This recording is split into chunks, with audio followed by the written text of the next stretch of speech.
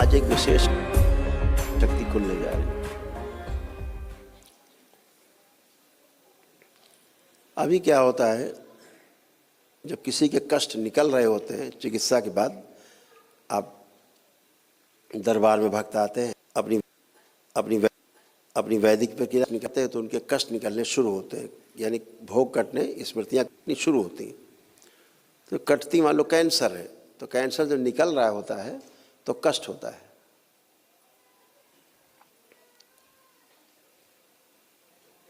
तो अंदर जड़ से निकल करके ऊपर आ रहा होता है, लेकिन सामने वाले को लगता है तो बाहर बहुत निकल रहा है, लेकिन निकलते निकलते सब खत्म हो जाता है, सूख जाता है। जैसे फोड़े फुंसी से मवाद निकलते निकलते कील निकलती बाद में तो कष्टकारी होती है, निकलेगी तो नहीं, निकलेगी तो फिर तो कहीं और से निकलेगी, बढ़ जाएगी। ऐसे ही कष्ट निकलते हैं तो कष्ट होता है। तो आज ये शक्ति जो है दरबार की सक्रिय हो जाएगी कि कैंसर तो कटेगा लेकिन कष्ट नहीं होगा।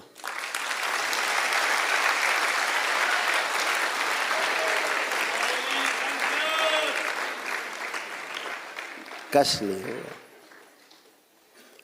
भोग तो कटेंगे लेकिन कष्ट नहीं होगा।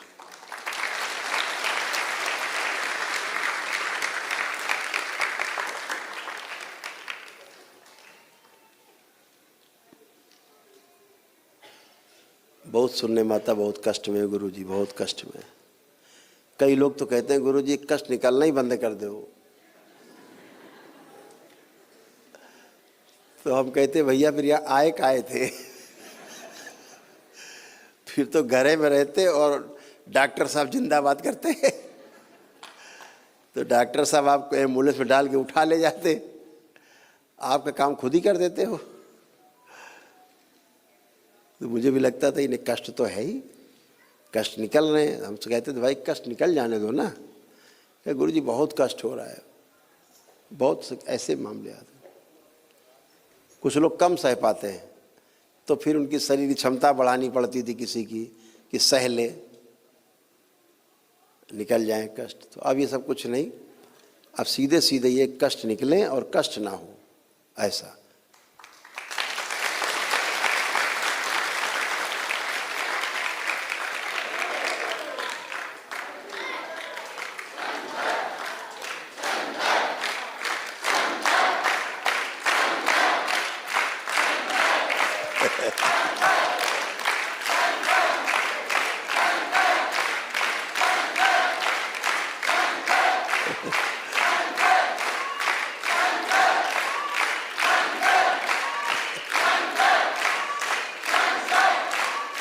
बोलिए सद्गुरुदेव भगवान की।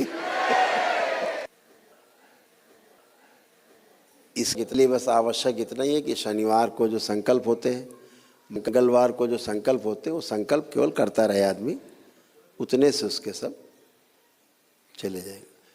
तो जो भी लोग दरबार से जुड़े हैं, नहीं आ पाए हैं, और जिनके महाहवन हो गए हैं असाध्य रोगों में, एक दिवसीय अनुष्ठान किया है या एक दिवसीय अनुष्ठान का पुण्य मिला है दरबार की ओर से, पदयात्रा की किसी ने, ये दरबार ने अपनी तरफ से किसी को दिया है विशेष परिस्थिति में एक दिवसीय हवन का पुण्य, तो वो अपना महाहवन जरूर कर ले।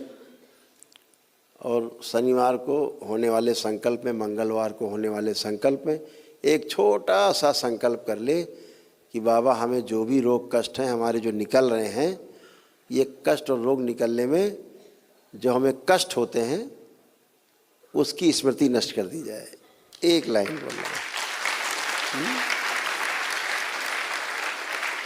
और बंद इसके बाद कष्ट। तो रोग निकलेंगे,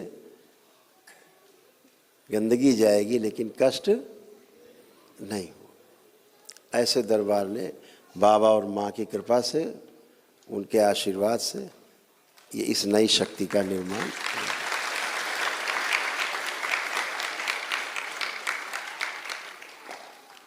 शक्तियाँ तो हर रोज खुलती रहती हैं, अपने अपने अनुसार जो आवश्यकता पड़ती खुल जाती है, लेकिन कुछ विशेष कारण रहते हैं जब विशेष रूप से शक्तियाँ बनाई जाती हैं उसको दरबार बनाता है।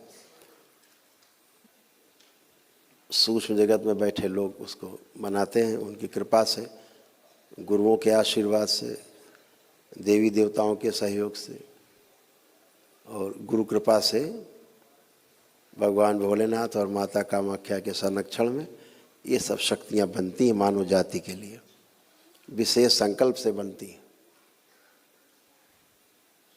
तो जब बाबा इच्छा करते हैं, माँ इच्छा करते हैं, तो वैसी शक्तियाँ बन जाती हैं। तो बन गई है, वो सक्रिय हो जाएगी।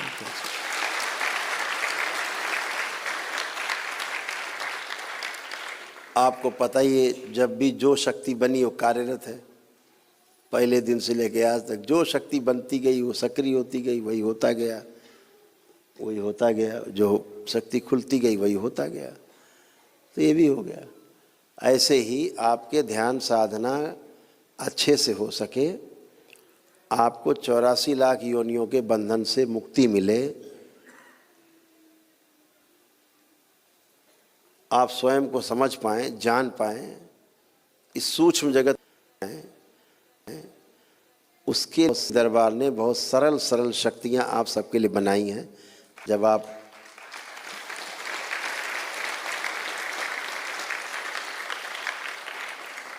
आप उसमें कदम रखेंगे आगे, तो आपको खुद ही अनुभव होगा उन चीज़ों का। अभी आपको थोड़ा थोड़ा अनुभव होता है, वो जप की शक्ति से है। अभी आपका तप शुरू होगा 5वें लेवल के बाद पहुंच करके, जब तप शुरू होगा ध्यान साधना से, तो फिर वो आपके काम आएंगी सारी शक्तियाँ।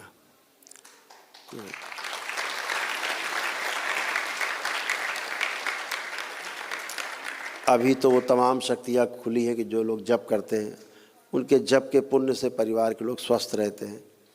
जो तंत्र दीक्षा के लेवल में आगे बढ़ गए हैं, उनके पास इतनी ऊर्जा रहती है, घर में बीमार व्यक्ति हो, अगर उनको छू करके दरबार से प्रार्थना कर देते हैं तो उनके कष्ट चले जाते हैं, तुरंत निकल जाते हैं। ये सभी शक्तियाँ खुली हुई हैं, ये सब खुली हुई शक्तियाँ हैं। तो आप सब बहुत भाग्यशाली हैं जो परम पूजनीय बाबा जी के DNA के ऊर्जा पथ से आप लोग जुड़े और उनके साथ जुड़ करके यात्रा कर रहे हैं। और ये यात्रा आपकी सफल हो, यही मंगल कामनाएं आप सबके साथ, शुभकामनाएं।